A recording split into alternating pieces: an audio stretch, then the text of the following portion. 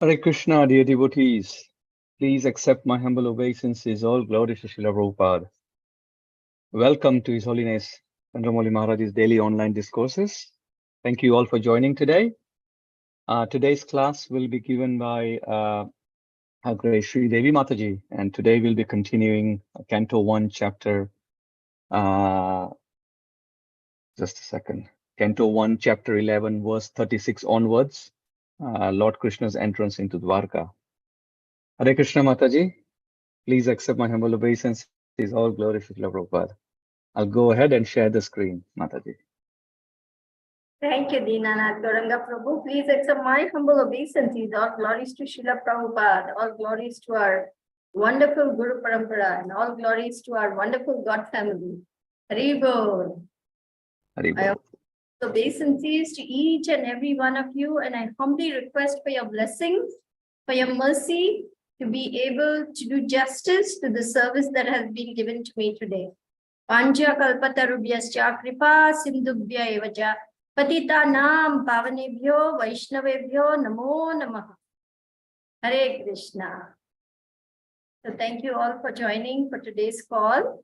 As Dinanath Gauranga Prabhu said, we are continuing our readings of Srimad Bhagavatam, Canto 1, Chapter 11, and we are on 36.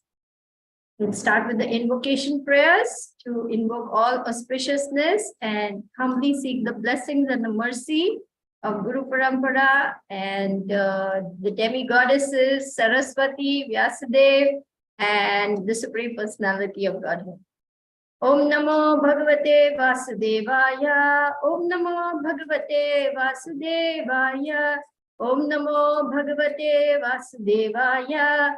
Narayanam Namaskrityam Naram Chaiva Narottamam Devim Saraswatim Vyasam Chatodhyayam Dirayet Nashta Praeshva Bhadreshu Nityam Bhagavata Sevaya Bhagavati Uttama Shloke Bhaktir Bhavati Naishtiki. So we are on verse number 36, which goes as follows. Uddama Bhava Pishunama Laval Guhasa Vridavaloka Nihato Madano Piyasa Sammuya Chapam Ajahat Pramadottamasta Yasyendriyam Vimatitum Kuhakaena Shekuhu. Translation and purport by His Divine Grace, A.C. Bhaktivedanta Swami Prabhupada, Srila Prabhupada Ki Jai. Although the queen's beautiful smiles and furtive glances were all spotless and exciting, and although they could conquer Cupid himself by making him give up his bow in frustration, and although even the tolerant Shiva could fall victim to them, still, despite all their magical feats and attractions, they could not agitate the senses of the Lord. Purport. The path of salvation, or the path going back to Godhead, always forbids the association of women, and the complete Sanatan Dharma or Varnashram Dharma scheme forbids or restricts association with women. How then can one be accepted as the Supreme Personality of Godhead, who is addicted to more than 16,000 wives? This question may be relevantly raised by inquisitive persons really anxious to know about the transcendental nature of the Supreme Lord. And to answer such questions, the sages at Naimisharanya have discussed the transcendental character of the Lord in this and in following verses. It is clear herein that the feminine attractive features which can conquer Cupid or even the supermost tolerant Lord Shiva could not conquer the senses of the Lord. Cupid's business is to invoke mundane lust. The whole universe is moving, being agitated by Cupid's arrow. The activities of the world are being carried on by the central attraction of male and female. A male is searching after a mate to his liking, and the female is looking after a suitable male. That is the way of material stimulus. And as soon as a male is combined with a female, the material bondage of the living being is at once tightly interlocked by sex relation. And as a result of this, both the males and females' attraction for sweet home, motherland, bodily offspring, society, and friendship, and accumulation of wealth becomes the illusory field of activities. and thus,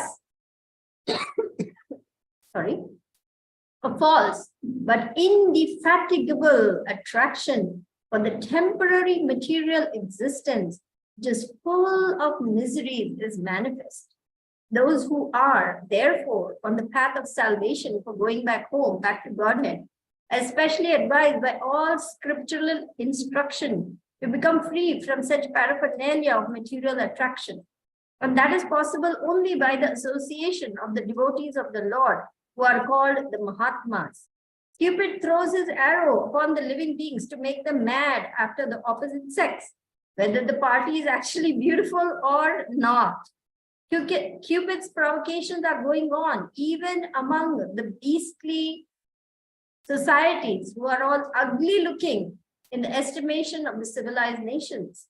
Thus, Cupid's influence is exerted even among the ugliest forms, and what to speak of the most perfect beauties. Lord Shiva, who is considered to be most tolerant, was also struck by Cupid's arrow because he also became mad after the Mohini incarnation of the Lord and acknowledged himself to be defeated.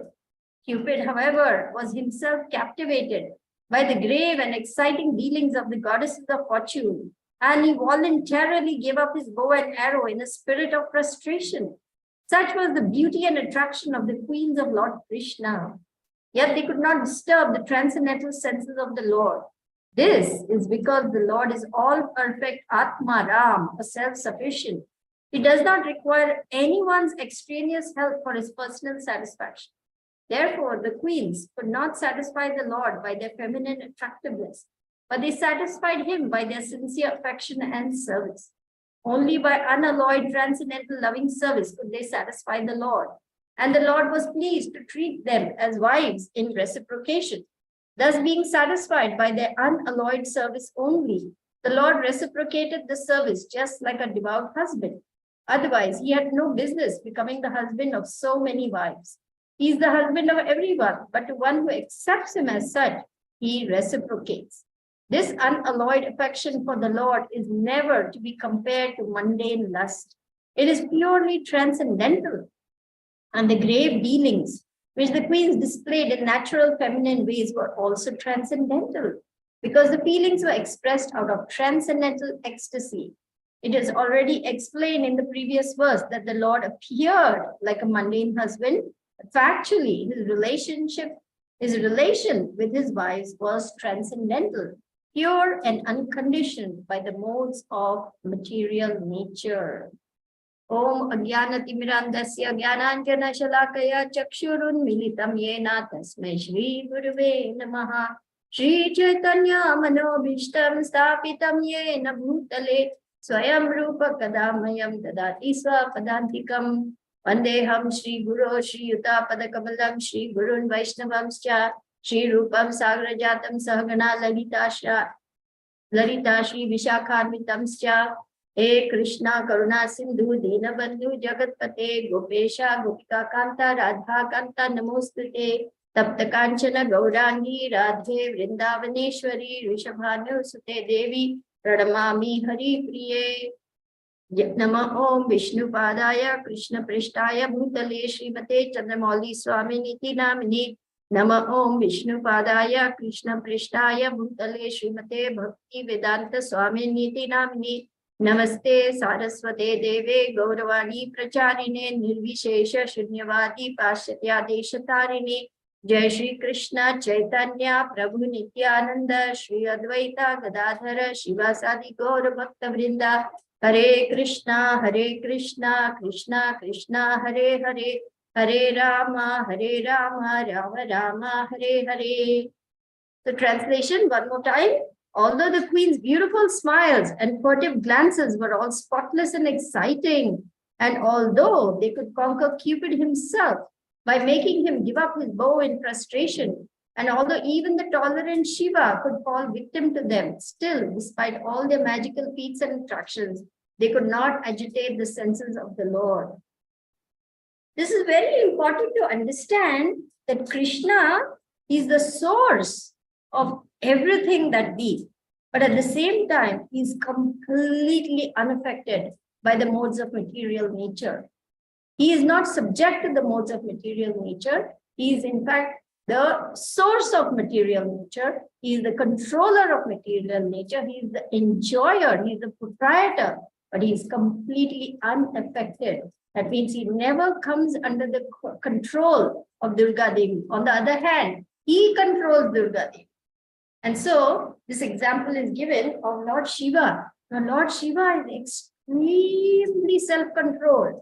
He's constantly absorbed, totally absorbed in meditation on the lotus feet of the Lord. So much so that when beautiful Parvati came, it is said that she was, touching the Lord very intimately, and still he remained unaffected. Now, Srila Prabhupada gives the explanation that if a very young and very beautiful girl becomes very intimate with a virile man, he's going to get agitated, excited, and then intercourse happens. But in Lord Shiva's case, he remained undisturbed, even though she was touching him very intimately. But the same Lord Shiva could not overcome his attraction for Mohini. Why? Because the Lord had decided to trick him. The Lord had decided to show him the power of his illusory energy. And so he took this form of Mohini Mriti, and Lord Shiva completely lost himself. And by the arrangement of the Lord Shiva was chasing him, chasing this Mohini Murti. And the description is given, they were going past the hermitage of the sages, and the sages were just staring at their Lord Shiva, running after this woman.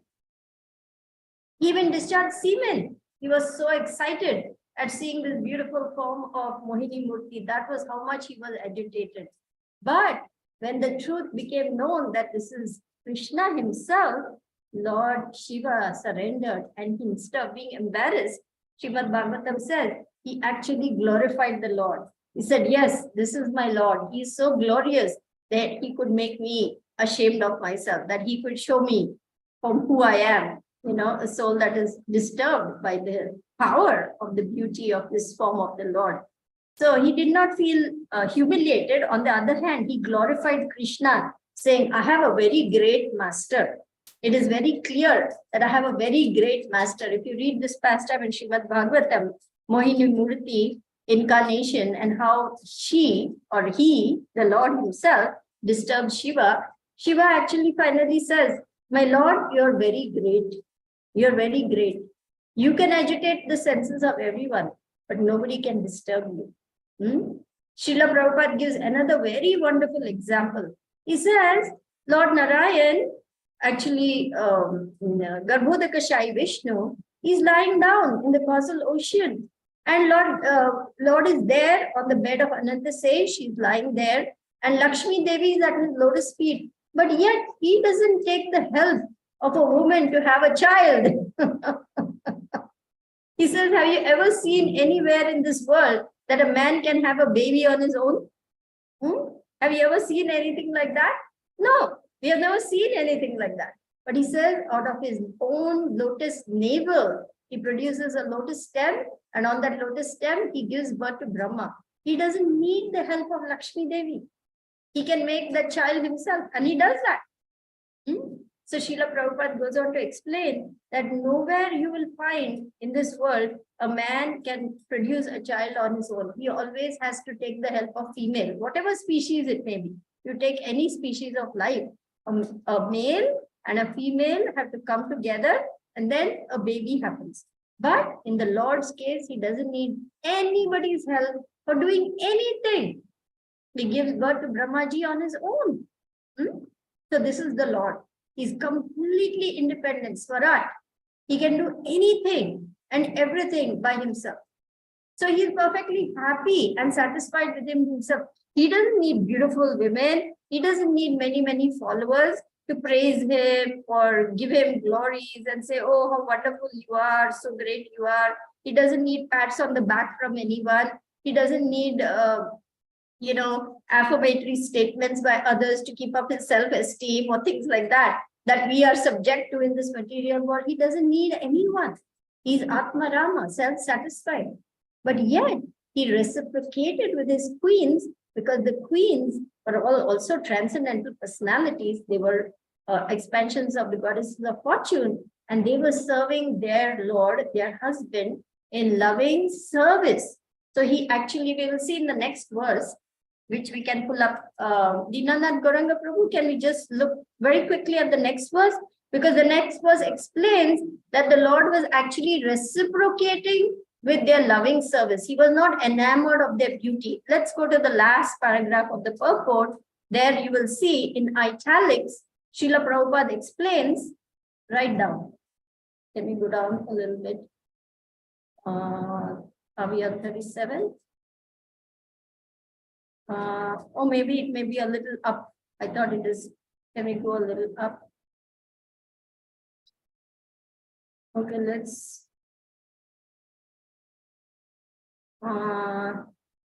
No, he remains eternally the supreme independent, but we are talking about the reciprocation with his wives. Let's go a little further down, please. Or maybe it comes in the following.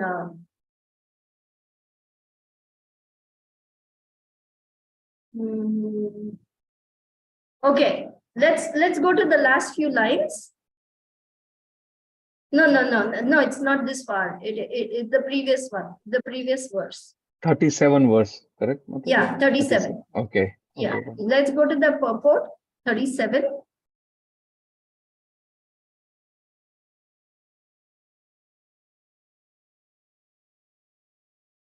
So, okay. He remains eternally the supreme independent. When he descends to the material world by his causeless mercy to different living beings, he does so by his own potency. He is not subject to any condition of the material modes of nature, and he descends as he is originally. And then there is a further explanation. Okay, maybe it is in the very paragraph, in the very purport that we are looking at. Maybe, I'm sorry. Let's go back to 36.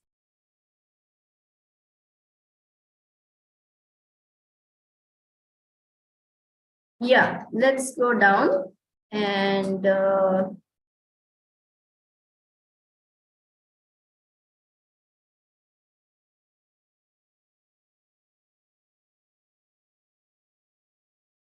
yeah, okay, there, yeah, I'm sorry, it's right here in this one. It does not require anyone's extraneous help for his personal satisfaction. Therefore, the queens could not satisfy the Lord by their feminine attractiveness, but they satisfied him by their sincere affection and service. You see, this is the point. Why is the Lord reciprocating with them? Not because they're very beautiful or they're showing their feminine wiles, or not because they're dressed in attractive clothes, or not anything material. It is the love, the loving service which they're offering out of love for the Lord. That is what is attracting the Lord. And it is said here, only by unalloyed transcendental loving service could they satisfy the Lord, and the Lord was pleased to treat them as wives in reciprocation. So this is the reciprocation we want, and that will not come by anything material. It is only unalloyed devotional service that attracts the Lord. This is Krishna Akarshini. That means pure devotional service is so attractive that it attracts even the Lord, who actually is unconquerable. But this is more powerful because it's his Ladini Shakti, it's his pleasure potency, his internal energy. And so he's conquered by the love of his devotees. And this is purely transcendental. It has nothing to do with material lust. So then now Srila Prabhupada goes on to say, in this material world, by the way, when Srila Prabhupada writes that association of women is strictly forbidden, that is for the men.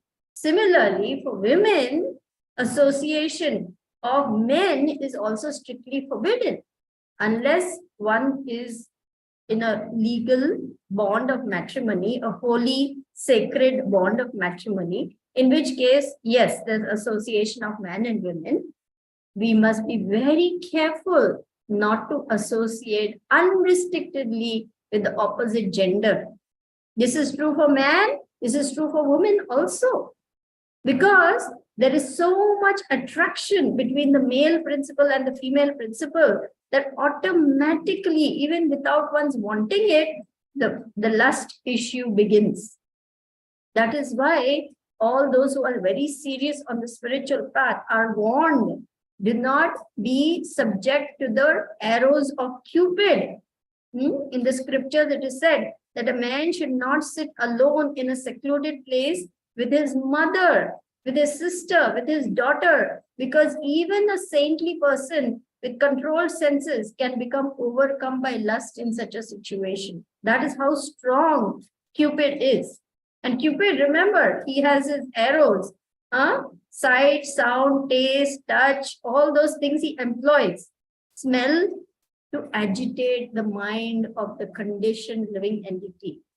We have that famous example of Vishwamitra, who was a highly self-controlled personality who was doing rigid austerities and penances.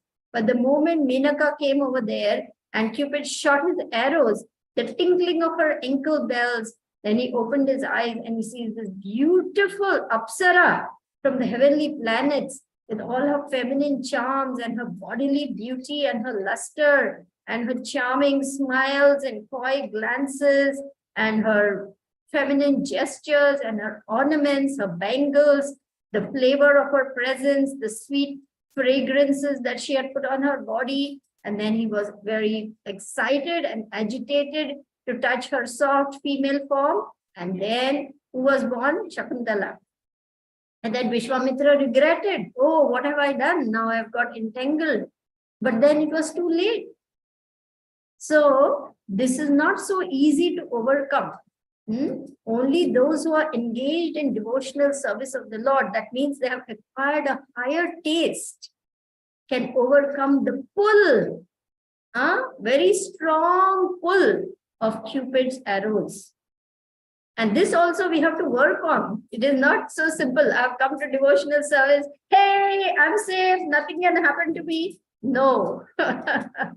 We should all the while be on our guard, because any moment we can have a fall down. Any moment.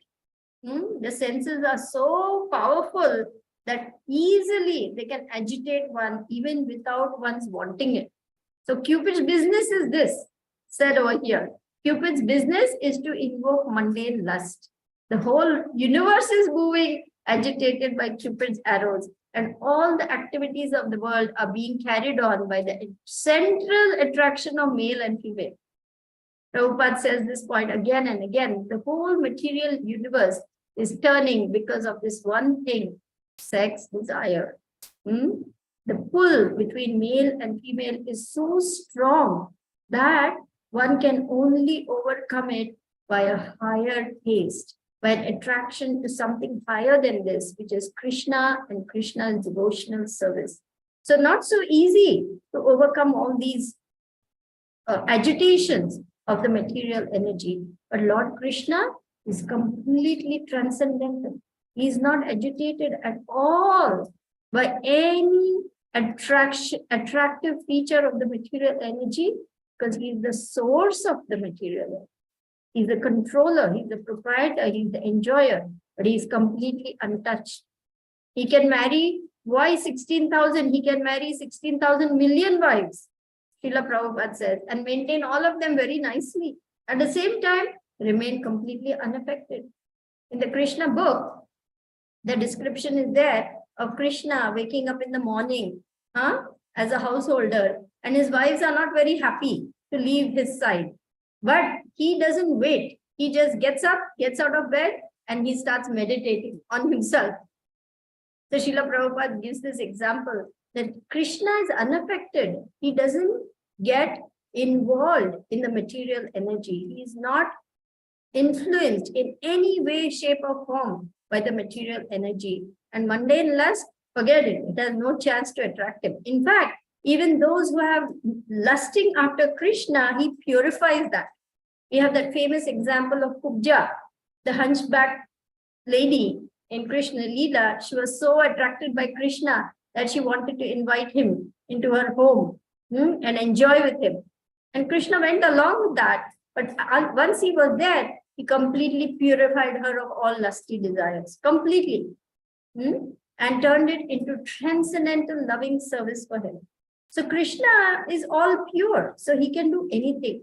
So if we really want to overcome this sex desire, we really want to break the cycle of repeated birth and death by being attracted to things of this material world, we must really pray to Krishna's lotus feet and say, please give me attraction to you, Krishna, because this is the only thing that will save me from being entangled again and again in the material energy. Because what happens? Once a male is attracted to a female and a female is attracted to a male, what happens? The bondage begins. Now we must have a house.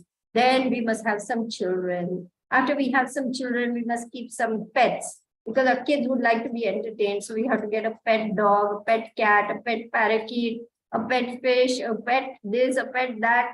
So the menagerie increases in size.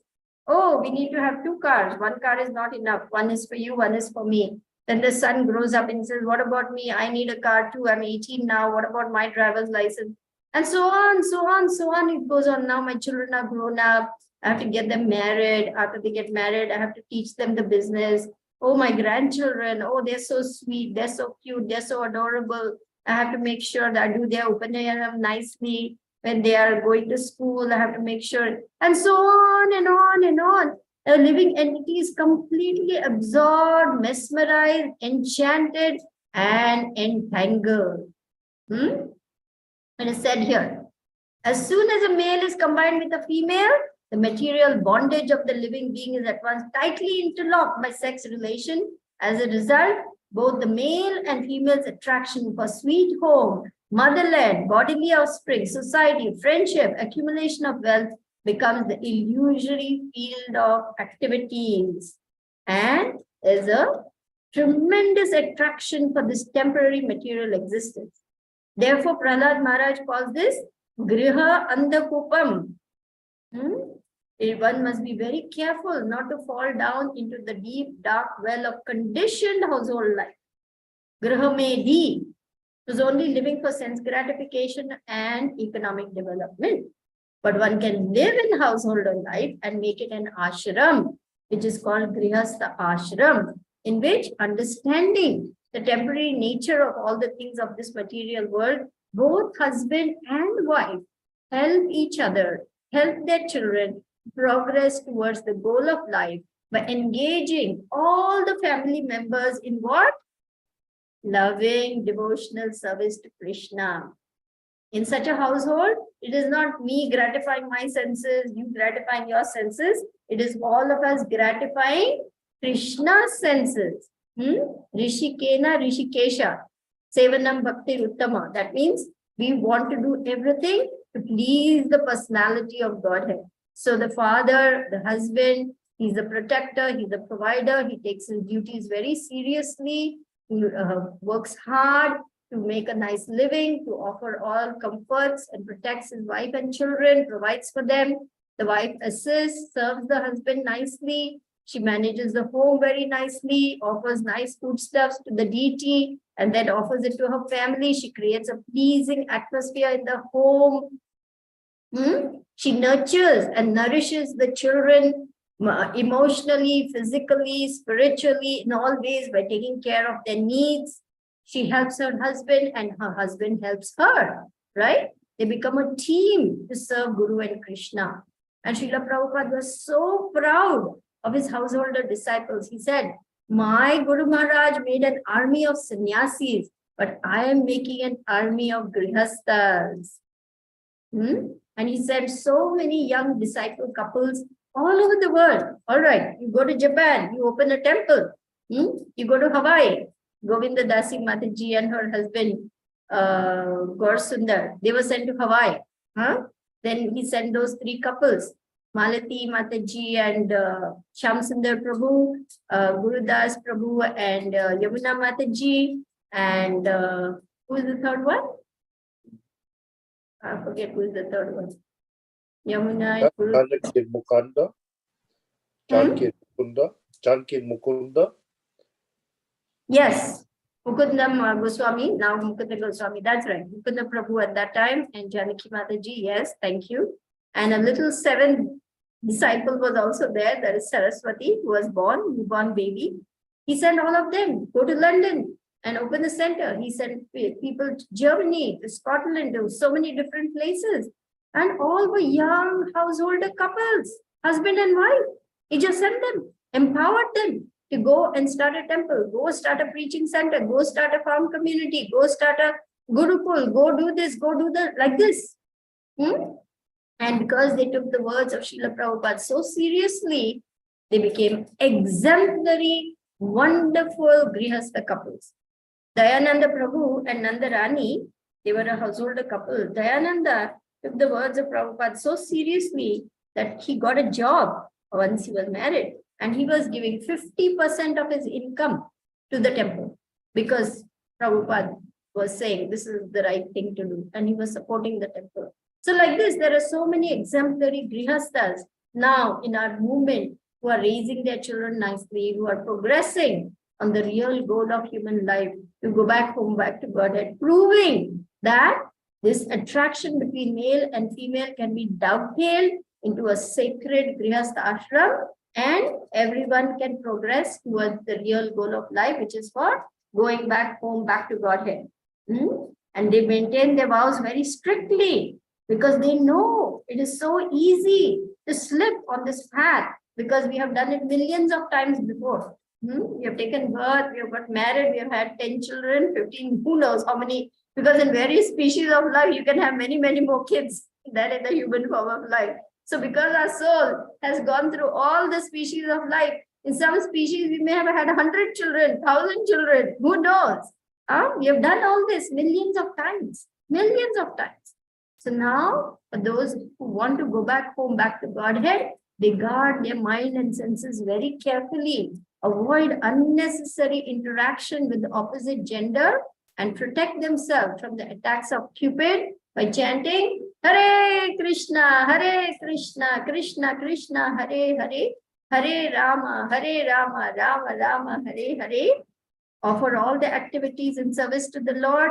Take only Krishna Prasadam very strictly and carefully monitor their association so that they're not coming into mundane association or too much unrestricted association of the opposite gender. They're always very careful about these things because these can greatly endanger a spiritual life.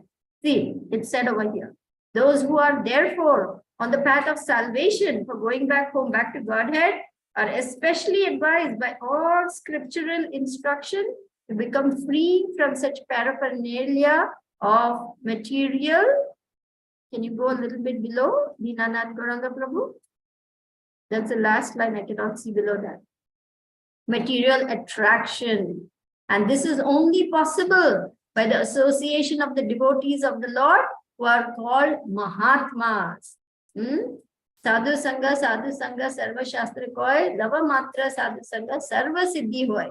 It is in the association of devotees that we can overcome the pull of the material energy. We have this protective factor by being in the association of devotees. What is that? That means we remember Krishna, we hear about Krishna, we engage in devotional service, we remind each other about Krishna, we unitedly serve Krishna, and most importantly, we nourish and nurture each other's bhakti lata beej. We help each other because remember, united we stand, divided we fall. Alone, it's like that bundle of sticks story. One by one, easily Maya can take us and we are gone in no time. But together, we become very strong and we can fight Maya's pulls or pushes or her arrows, and we can resist. Even if I'm veering off, my god brother or god sister will be there to say, hey, watch out. I think you're talking too much with this Mataji, you're flirting too much with her. I can see you're grinning and laughing every time she comes into the room. What's going on? And you might just catch yourself and say, oh my gosh, thank you.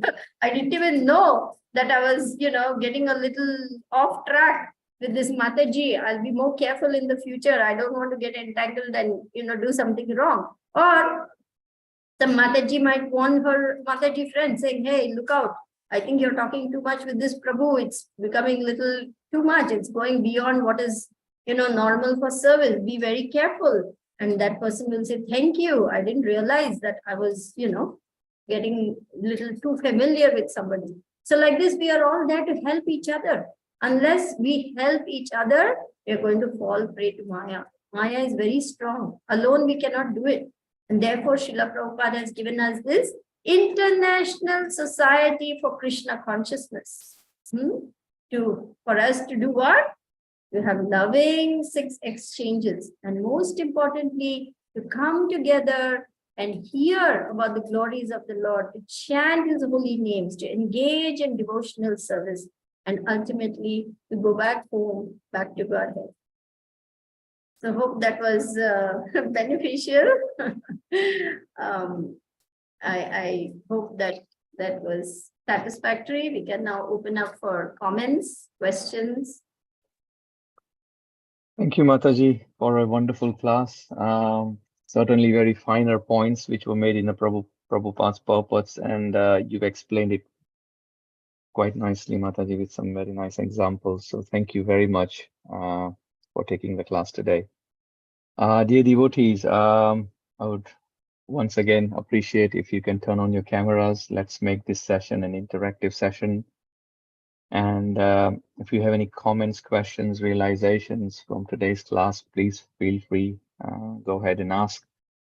You can post your questions as well in the chat window, and I can read it out if that's more appropriate for you. So Raj Prabhu, thank you very much. You have your hands up, so please go ahead and ask. Dear Krishna, thank you very much. The first 2 sentences in that purport, they were very strong. The path of salvation, or the path of going back to Godhead, always forbids the association of women. And the complete Sanatana Dharma or Varnashrama Dharma scheme forbids or restricts association with women. So what does that really mean? Because it feels like it's impossible to escape from the association of women, because everywhere there will be women. That is so true. But Prabhupada was told, the brahmacharis are very agitated by the presence of women. They don't want women in the temples anymore. The women are everywhere. Then tell them to go to the forest and live over there. So what it means is intimate association with women, getting too familiar with women, becoming, flirtatious with women, crossing the line of decency and going into the realm of familiarity. Those are the things we should be very careful to avoid, because one thing leads to another, and very soon we will find ourselves in a relationship. This happens in offices and places all the time where there's no Krishna consciousness and they have no idea what they're doing. Men and women spend so much time in the office with people who are not even their spouses. And there is so much association going on, so much, intimacy going on in terms of, oh, what is going on now, what can we, and so on. Very soon office affairs happen for this reason, because there's so much proximity. There is so much daily interaction on a daily basis going on. It's, woman is like fire, man is like butter, it is said. And within no time, the sparks can fly. That is why Guru Maharaj just doesn't like it when women, go out of the house to work. He likes that women work from home for this reason. So it's a protection for the women. It says women are subjected to lusty desires of men the moment they are outside, because men are always looking for something to feast their eyes on. And this is what attracts the male attention, the female form. We're talking about just the normal materialistic world, or rather the normal materialistic world. So therefore, One is strictly forbidden. This is for both. Again, strictly forbidding association of women is also strictly forbidding the association of men. For the women, it is the men, and for the men, it is the women. So one has to be very, very careful to avoid the lure of Maya's attraction.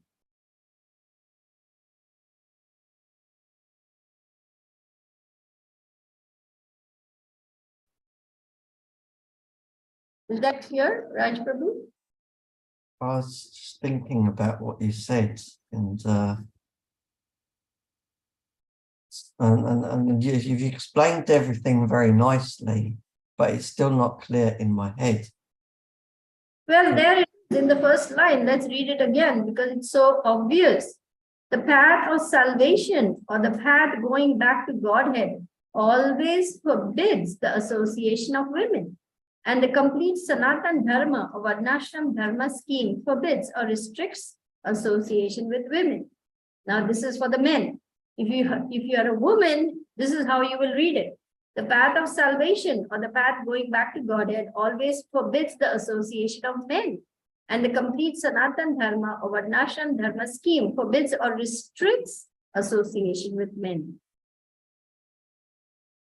And then the question arises, but how did Krishna marry so many wives then? And then the explanation goes on that Krishna is unaffected by the material energy. So, and he married those girls because they had to be saved. They had nobody as their husband because they were captured by this Ashura, and then they could not go back to their father's homes, or nobody would accept them because they had been captured by this demon. So they said, now you please have to marry us because there's nobody else who can be our husband. So Krishna agreed to marry them and give them protection.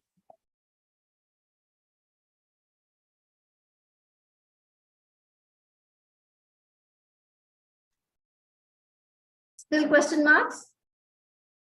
I think this is going to be a longer conversation to because that's all that says to me. It restricts the association. It suggests I shouldn't even come on this Zoom because there are so many women on this Zoom. What we are talking about is association in a wrong way. Coming together to hear and chant the glories of the Lord is wonderful association.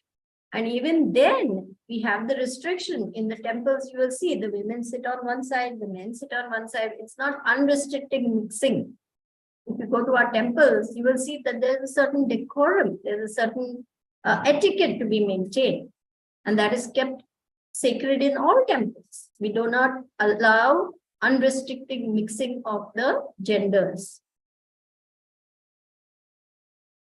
But the etiquette is not maintained to a very high standard because it's not like when you go into the temple room, all the males will be on one side and all the ladies will be on the other side. They're all mixed, and in service they're all mixed, and everywhere they're all mixed. And actually, a lot of them are not even devotees. A lot of them are materialistic visitors. And some of them, they may be even in service. Many of them may be just materialistic visitors who come there for the social aspect, not for the devotional aspect. Right. So that is why we are trying to establish some norms. We are trying to establish some standards. I don't know which temple you're talking about, but all the temples I have seen, there's definitely restriction in the sense that ladies are to sit on one side, the men are to sit on one side. Even in services, they're always, supervised by somebody. It's not like they're left alone to do their own thing. A brahmachari is never allowed to do deity worship with one Mataji on the altar all alone by themselves. All these things are there. These rules and regulations are there for the protection of everyone. And if they're not being followed, well, people are skating on thin ice, then they shouldn't complain if there are problems. These rules are there to protect us. Like the traffic lights, why are the traffic lights there? Oh, they're such a nuisance. I just want to zoom through. Well, we'll have so many more accidents. If we just break all those, if we say take away traffic lights, they're such a nuisance. They cramp my style. I want to zoom at 120 miles per hour. What is going to happen? We're going to have more accidents. Same way, if we disregard the rules that Prabhupada has given us for our own protection, for our own spiritual life to flourish properly, what are we going to have? Accidents. We're going to have fall downs. And this will happen. So we have to take cognizance of what Prabhupada has given us and follow them properly if we want to have a sane life.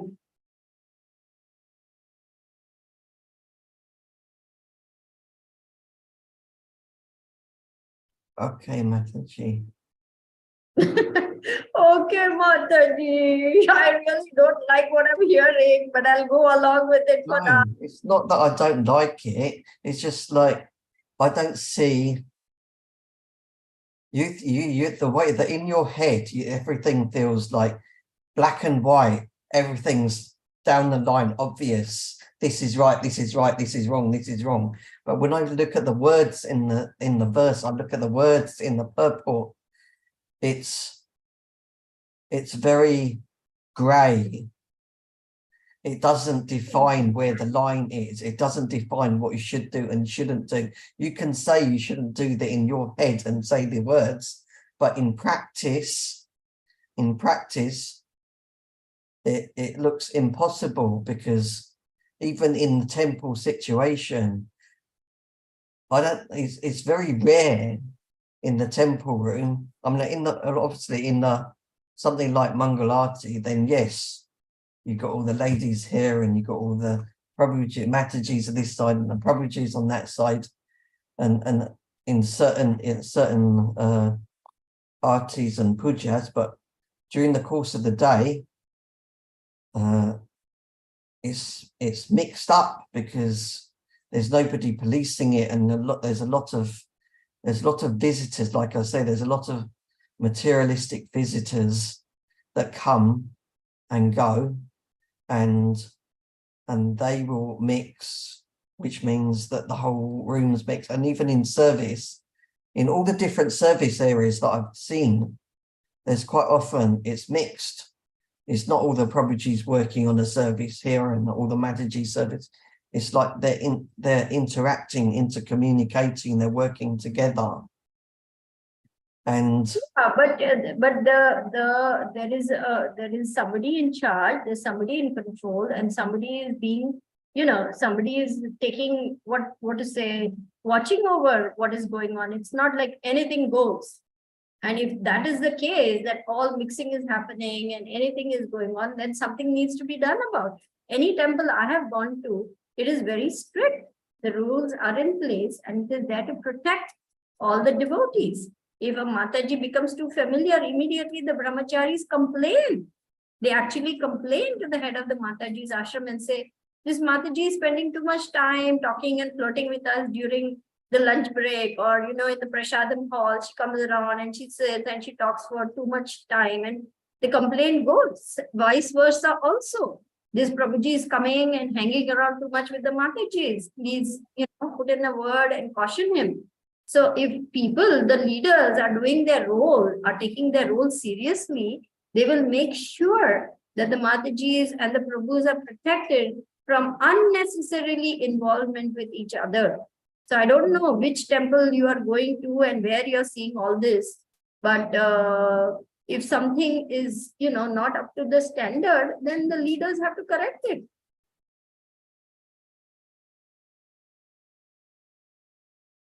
Thank you, Mataji, for your elaborate, extensive reply. Thank you very much.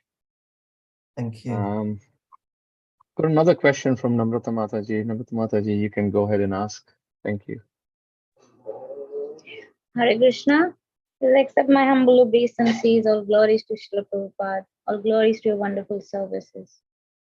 Please accept mine. All glories to Srila Prabhupada. All glories to our Gurudev. Glories to Gurudev. I wanted to ask about our modern day Menka and Ramba, which is our mobile phones, which we are like, it is, I see it really distracts. I mean, even if we are a devotee, if we are a sincere devotee, we really can't get rid of our mobile phones. So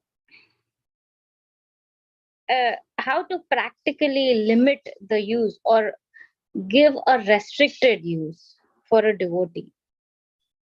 Very good question. Very good question. And this is so true. You know, all of us are just so. I was just thinking today, the internet went off for an hour and a half.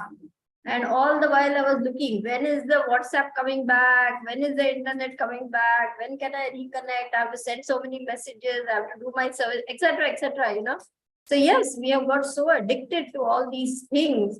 And really speaking, we have to use them in Krishna's service and not get addicted to them.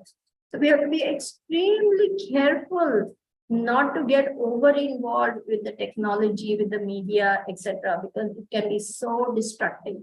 I know people who put on their phones. There is one, somebody was telling me, this brahmachari, only for half an hour in the morning, then he shuts it for the whole day as long as he's busy with different services, checks it again in the evening, and everyone who knows him is told, look, I'm going to check my messages only this time, and then again this time to this time. So please be aware that you might not receive a response for about 12 hours if I miss seeing your message in the morning, and so on.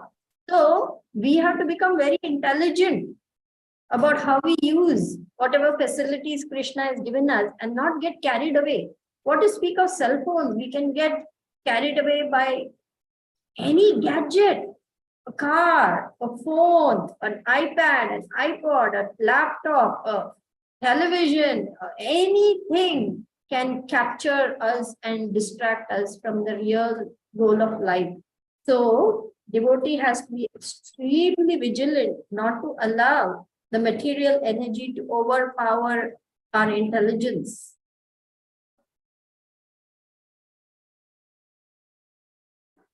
Thank you. That answers quite much, but I would also like to ask one follow-up. Like, Sure.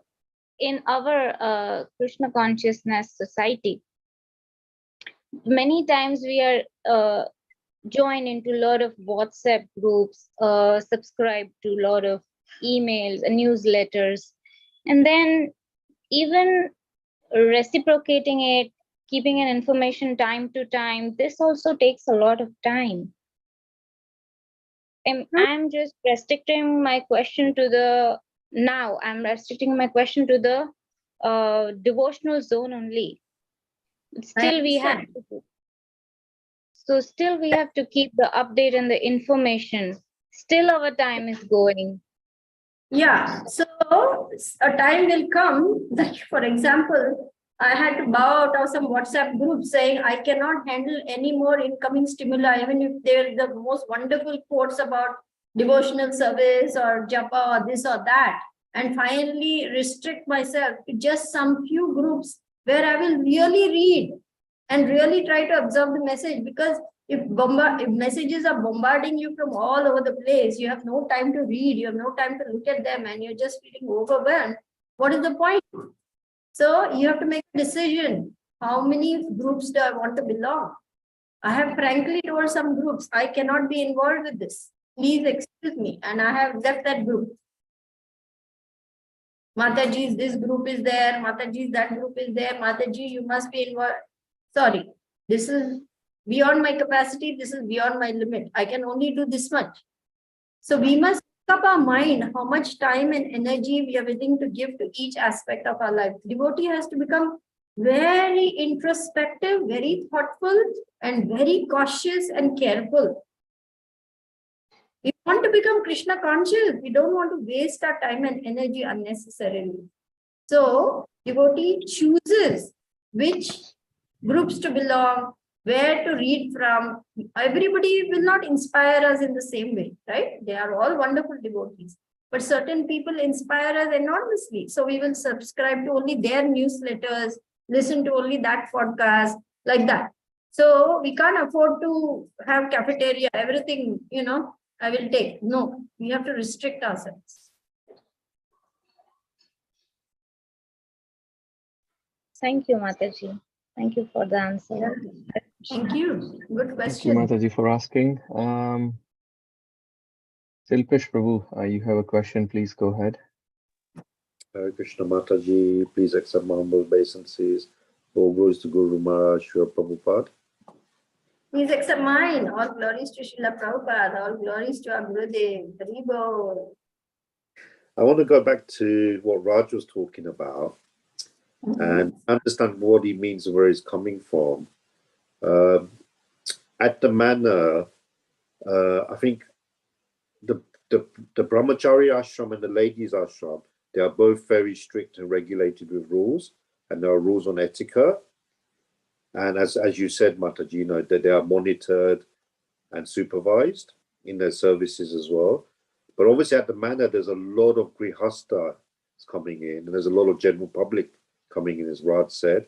And there aren't really any rules, obviously, because it's the general public visiting the temple. And we're in a Western culture, so things are very different in that respect.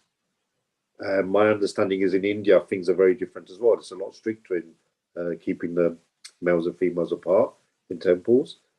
So I think that might help, you know, understand what Raj is trying to put across. Yes, it's a different environment, a different culture, but within the actual ashram, the brahmacharis and ladies ashram, there is very, very strict codes of conduct and etiquette as far as my understanding is. Right. And so, yeah, even the person overseeing that aspect, they are well aware that this is the, you know, Western society. We are living in the Western world. We cannot have all these strict rules and regulations for them, because at least they're coming forward and engaging in devotional service. If we start throwing the rules and regulations, we will scare them off. So they also, it is not like anything goes. There is somebody overseeing even that also. I'm very sure about that, because manor is a very vibrant temple, and they may be slowly watching to see who is becoming more serious, who is more inclined. Prabhupada did the same thing. He didn't give all rules and regulations right from get-go. He gave them love. He gave them affection. He gave them prasadam. He gave them kirtan. So we are just giving them a taste. We can't throw the rule book right from the beginning, obviously. But at the same time, we monitor the situation to see that, you know, nothing is going too far off track. So yes, we have to make adjustments according to the time, place, circumstance, to the local culture, to the kind of people whom we are inviting into the, you know, to devote Krishna's devotional service, because rare souls are coming to Krishna. So we have to be very gentle, very careful, nurture them nicely. And then if they get more and more serious, they get more and more, then all the rules and regulations come. Yes, exactly. We have to have, you know, the rules and regulations are there for our protection, but we don't jump on people and throw the rule book at them from get-go. We have to be more understanding how Prabhupada did things and do it the same way. Yes, exactly. Because even at the manor, there's often discussions, especially between Matajis, about a lot of ways people visiting the manor are dressed. It's very inappropriate, I guess, you know, but we live in a Western culture, so what to do? So, yeah, exactly. Like you say, it's time, place, and circumstance. You can't stop people coming to the temple. I think everybody... And we shouldn't stop people. This is the house of God. Everyone has the right to come.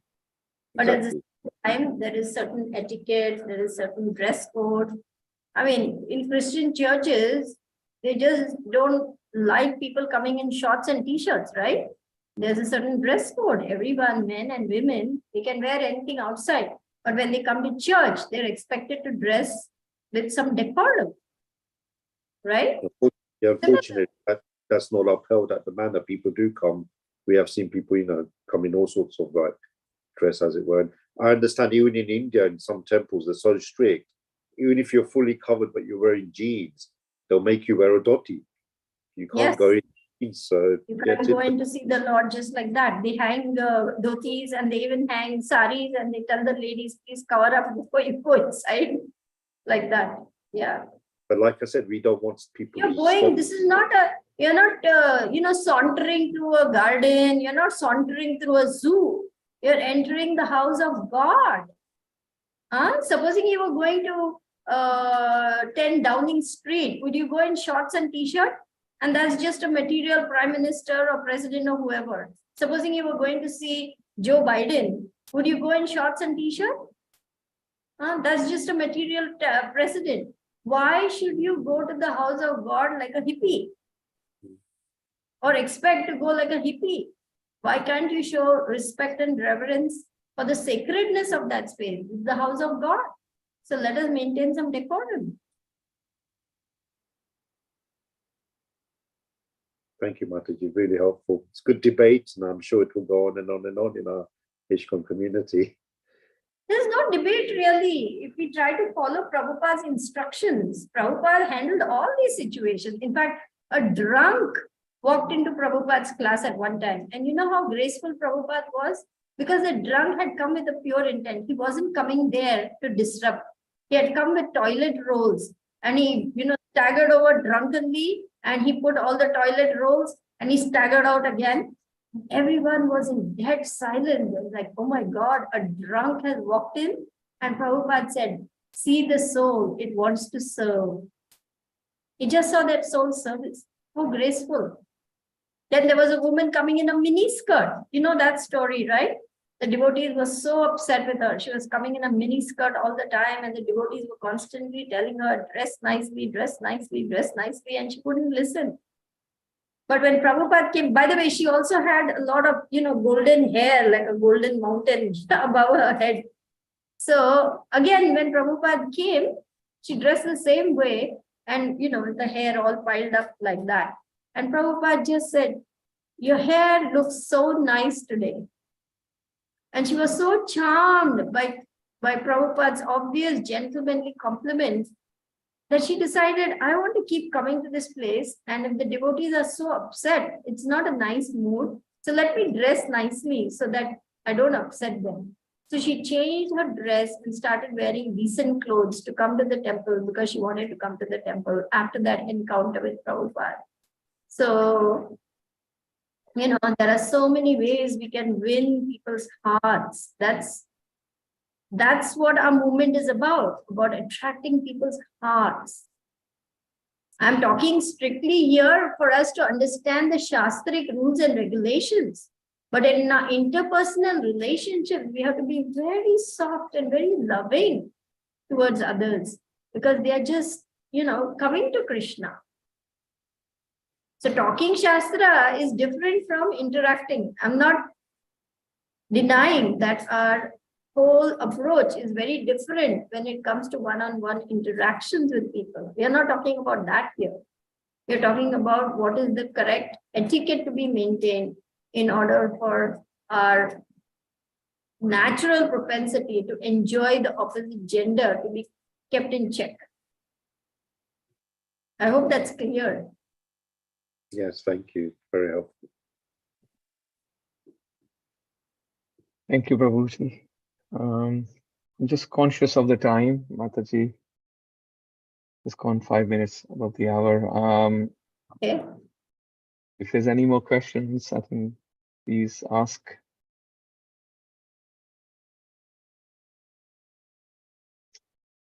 So, Mataji, is it okay if we conclude at last? Yes, if there are no more questions, we can happily conclude at this point. Thank you, Prabhu. Thank you. Thank you, Mataji. Vancha kalpatarubhyascha kripa sindhubhya eva cha patitanam pavanebhyo vaishnavebhyo namo namaha. Samaveta bhakta vrinda ki jai. Grace, Sridevi Mataji ki jai. His Holiness Chandramauli Maharaj ki jai. Srila Prabhupada ki jai. Krishna, Krishna, Krishna. Hare Krishna. Thank you, Mataji. Thank you, Mataji. Hare Krishna. Hare Krishna. Thank you all.